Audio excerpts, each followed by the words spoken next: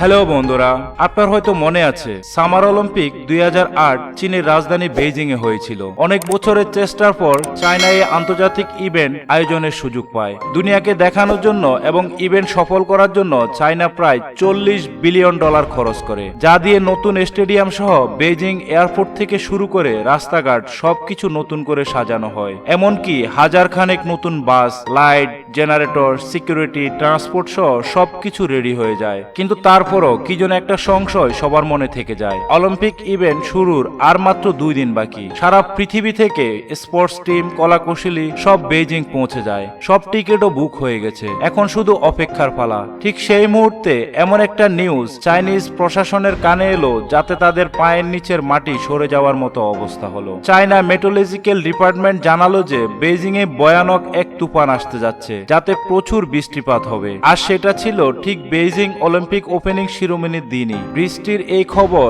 Olympic কর্তৃপক্ষের মাথায় যেন বাজ পড়ার মতো অবস্থা হলো, কারণ যেখানে ওপেনিং শিরোমণি হওয়ার কথা ছিল সেটা ছিল বেইজিং ন্যাশনাল স্টেডিয়াম, যা ছিল খোলা আকাশের নিচে। এবং মাত্র 1 ঘন্টার বৃষ্টিতে তাদের এতদিনের পরিশ্রম ধূলিসাৎ হওয়ার উপক্রম। ইভেন্টের তখন আর মাত্র 1 দিন বাকি। পুরো অলিম্পিক কমিটি বোর্ড মিটিং এ বসলো, কিন্তু কারো মাথা কাজ করছিল না। ঠিক সেই মুহূর্তে চাইনিজ গভর্নমেন্ট এমন একটা পদ্ধতি বের করলো, যে পদ্ধতিতে বৃষ্টি হলেও স্টেডিয়াম সহ তার আশেপাশে একটা বৃষ্টির ফোঁটাও পড়বে না। কিভাবে সেটা সম্ভব হয়েছিল জানবো আজকের TWR বাংলার এই ভিডিওতে।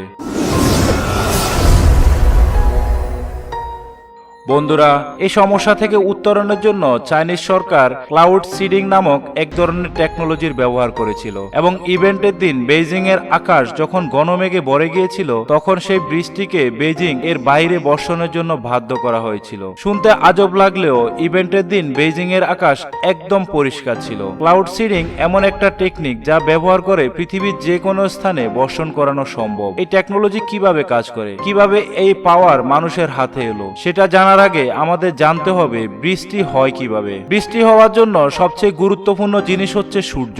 যখন সূর্য তাপে সমুদ্রের উপরিভাগ গরম হয়, তখন পানি এভাপোরেট হয়ে গ্যাসে পরিণত হয়ে আকাশে উড়ে যায়। আকাশে যাওয়ার পর গ্যাস ঠান্ডা হয়ে পুনরায় পানিতে পরিণত হয়। পানির ছোট ছোট ফোঁটা মিলে মেঘের আকার ধারণ করে। কিন্তু এই ছোট ছোট পানির ফোঁটা মেঘের ভিতর একজোট হয় না, কেননা এই ফোঁটাগুলো পানির একদম পিওরেস্ট ফর্মে থাকে, মানে এটাতে কোনো রকম পার্টিকেলস থাকে না। কিন্তু যখন এই পানির ফোঁটা পৃথিবীর ধূলিকণা কিংবা ধোঁয়ার সংস্পর্শে আসে, তখন এই ফোঁটাগুলো বড় বৃষ্টির ফোঁটায় পরিণত হয় এবং পৃথিবীর গ্র্যাভিটির টানে ভূপৃষ্ঠে জড়তে শুরু করে, যাকে আমরা বৃষ্টি বলে থাকি। এটা ছিল বৃষ্টির বেসিক ফাংশন। কিন্তু ক্লাউড সিডিং দিয়ে বৃষ্টি নামানো সম্ভব হয় কিভাবে? ক্লাউড সিডিং টেকনোলজি প্রথম 1946 সালে মার্কিন কেমিস্ট ভিনসেন্ট স্কেফার ডেভেলপ করেছিলেন, যেটাতে সিলভার আইওড নামক একটা কম্পাউন্ডকে আকাশে মেঘের উপরে স্প্রে করা হয়েছিল, যা মেঘে থাকা ছোট ছোট পানির ফোঁটাকে একজোট হতে বাধ্য করে তোলে এবং ফাইনালি এই ফোঁটাগুলো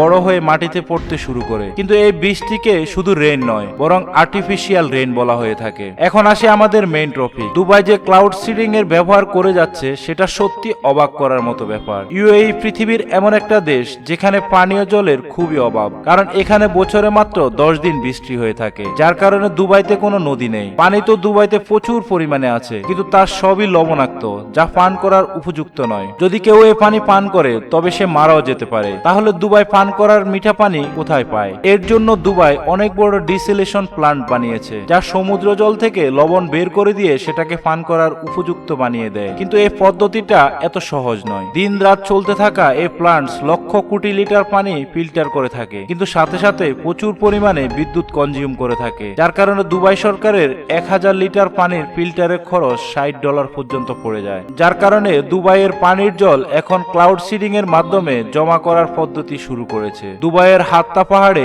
একটা ড্যাম বানানো হয়েছে, যার উপরে দুবাই সরকার ক্লাউড সিডিং করে থাকে। যখন বৃষ্টি হয়ে থাকে, তখন বৃষ্টির ফোঁটাগুলো পাহাড় বেয়ে সমুদ্রে যাওয়ার পরিবর্তে এই ড্যামে গিয়ে জমা হয়, যা শুধু যে পান করা হয় তা না, দুবাই এই পানি থেকে জলবিদ্যুৎও উৎপাদন করে থাকে। যেখানে 1000 লিটার সমুদ্র জল ফিল্টার করতে 4500 টাকা খরচ হয়ে থাকে, সেখানে ক্লাউড সিডিং এর মাধ্যমে এর খরচ মাত্র 75 টাকাই হয়ে যায়। তো বন্ধুরা, আশা করি আমাদের TWR বাংলার এই ভিডিওটি আপনাদের খুব ভালো লেগেছে। কমেন্ট করে জানাবেন। ধন্যবাদ সবাইকে।